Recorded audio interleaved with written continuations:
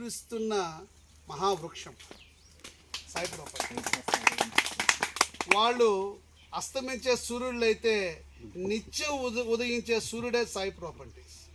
ఎందుకంటే అంగుళం అంగుళం కూడా అడుగు అడుగున కూడా ఇచ్చిన కమిట్మెంట్స్ని పూర్తి చేసుకుంటూ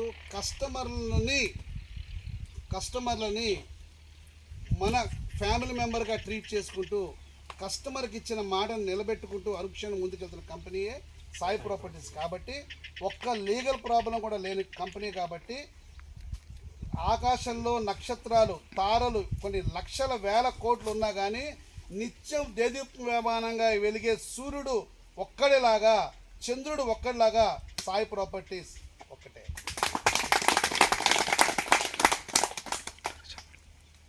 ఎన్నో వస్తుంటాయి పోతుంటాయండి.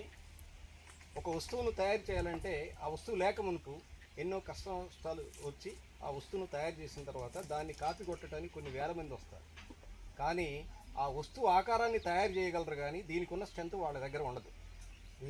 అది తెలుసు, అది మార్కెటింగ్ పర్సన్ కాబట్టి ఆయనకి ఆయన తెలియకుండా ఉండదు.